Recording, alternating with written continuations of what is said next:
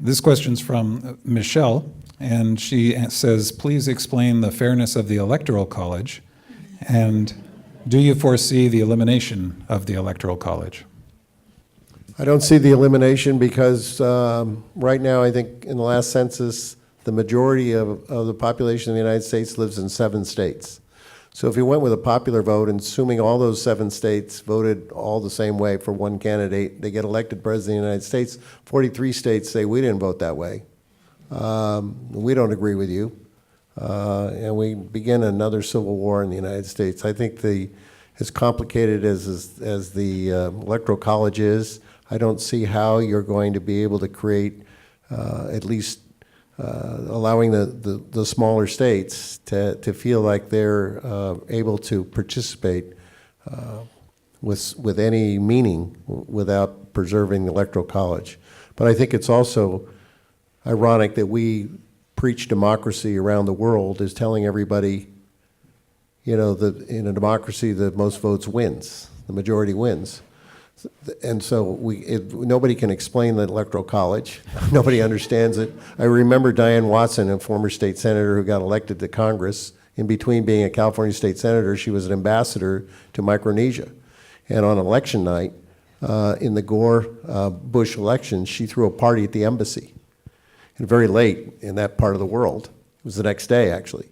And the question that she was asked by people is, why, when you have a very close election in the United States, do you let the college kids decide who the election is? Need to raise that voting age. Any other thoughts on the Electoral College? One thing I would note also that, this recent election also brought forward a test of the Electoral College with the Hamilton electors. And one of the issues they raised was that Hamilton, way back then, part of the reason he said we needed an Electoral College is to make sure we never had a demagogue sway the popular will, because there's a risk in direct democracy that a demagogue can exploit the sentiments of the mob through exploiting fear and dishonesty. It's perhaps a more interesting topic than one might think. It's really, if you listen to the Hamilton soundtrack, which I was doing the other day running, it's sort of eerie how you can sort of take those debates and the things that are happening at the time and juxtapose it on present day. It's amazing, isn't it? And I strongly recommend, if you haven't read Ron Chernow's book, Hamilton, on which the musical is based, it's just fascinating. Here's a question by someone who prefers to be anonymous. It was stated that the economy is strong, but for many Americans it is not. Does our country or our government really address this? What are the solutions for the inequality that we have now? I'll say that what we tend to do in government is we tend to just look at numbers. We want to be data-driven. You actually want things to be done not just on the emotional side. And we look at job creation, unemployment rates, but we forget about that there are real people that are left behind or that are impacted under the 4.5%, 5.5%, or if there's only 225,000 jobs created, what about all these people that are just giving up on the system? We don't do a good job of that, of understanding that. We don't do a good job of we're living in a time of remarkable change, right? Economic, technological, and there are legitimately people that are benefiting in ways they never would have in healthcare, in access and communication, and in breaking down barriers. There's also people that are being absolutely left behind, right? Absolutely left behind. And the technology side is changing a lot faster than the government officials are actually creating systems to protect the people that are falling by the wayside, especially it's not just in the industrial Midwest, in our district. There are people in my district that this is exactly happening to them. This is just like throughout Sam's former district.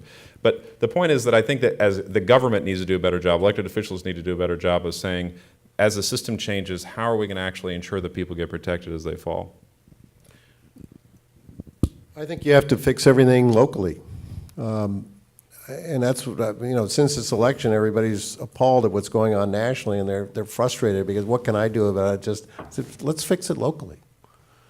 Wouldn't it be wonderful if the Monterey Peninsula, with the history of where California began and all the cultures that have settled here and been here before the Anglos came, Have we started some community dialogues on race dialogue? We got a lot of prejudice in this area. So does all over the country. I think that's what got Trump elected. I think we've got a big problem with homeless. We've got a lot of problems now with elderly people on fixed incomes who can't find affordable housing. So I think that those are issues in our own backyard, and we ought not to try to say, well, what are they going to do in Washington about it? We have the resources here, both in authority and law, the county board of supervisors and city councils, through zoning and so on, and through their budgets and through all the nonprofits.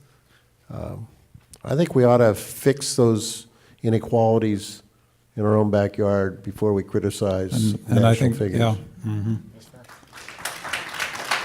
And recognize, I think, some of the unrecognized inequality that we all participate in right here.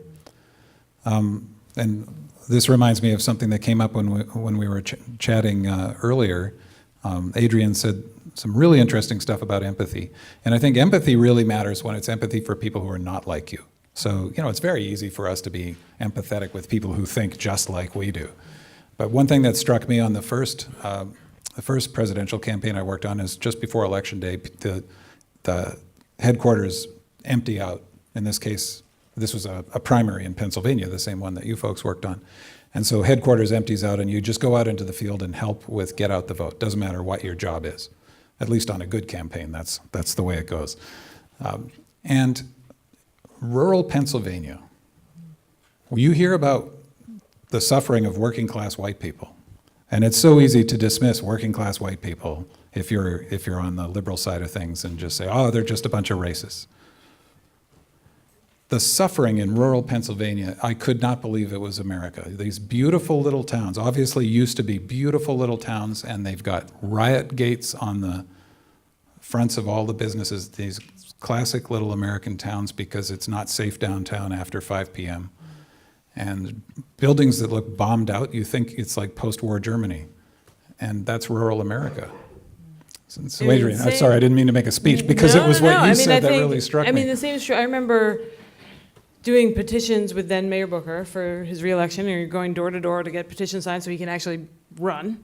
And going into housing projects in Newark to ask people to sign the petition, and you get like these weird scratches on the page because people don't know how to write their names. And in that same trip, we had, a gentleman come out of his apartment who he didn't know how to write his name, so he made a bunch of scratches on the sheet, and he was covered in bedbug bites, right? And he was like, "Come into my apartment and see." And I was like, "I don't have that much empathy. Like I'm pretty empathetic. I don't think I'm going in there." And then on the way out of the building, I was in the elevator with the mayor and his security guys, and like the mayor's he's a big guy, and his security detail are big guys. There was a little elevator in this housing project, and we got stuck in the elevator. Mm-hmm. And we spent maybe 90 minutes in the elevator. And these people, it's deplorable circumstances. I would say, too, to the issue of income inequality, we don't do a good job. To Zach's earlier point, we think about these things in these big, big terms, and there are all these small things you can do. So I have a financial services lens on a lot of the things I think about. So there's lots of people in this country who just don't make enough, right? Like they just literally are not paid well enough. Their income does not exceed their expenses. There's this next tranche of people who their income actually does exceed their expenses, but if you think about it, right, all your expenses basically, like your big expenses get incurred one day at the beginning of the month, right? You pay your rent, you pay your car note, you pay like whatever, but you only get half of your income. So even if your total income exceeds your total expenses, you're starting the month off short. And then you can add to that, right, if you don't have a bank account, or even if you do, I experience this all the time, right? You have payday, and then you're like, it's 1, 2, 3 days before like the money is actually in my account, because we still work on this weird ACH system that, the Fed and the banks can't quite figure out how to fix. So I think it's, there's all these sort of big issues and lofty ideas that we can talk about, like corporations and banks are bad, right? But then there are all these little things like we could actually just have real-time payments, or we have the technology now, right? If you're a salesperson at the Gap on commission, you could actually walk out of work that day and have the money deposited on your phone, so you have the ability to spend it that day. Like that technology is readily available, not just in the US, but around the world, right? But we're stuck on this like 2-week pay system that just doesn't really work for most Americans. So there are all these like little things, and part of it goes back to this polarization, right? If we as progressives talk to bankers, like they would identify this issue to us. If we hadn't labeled bankers as evil, like they would tell us that this is an issue and tell us how to solve it. And that would make a big difference for a lot of people.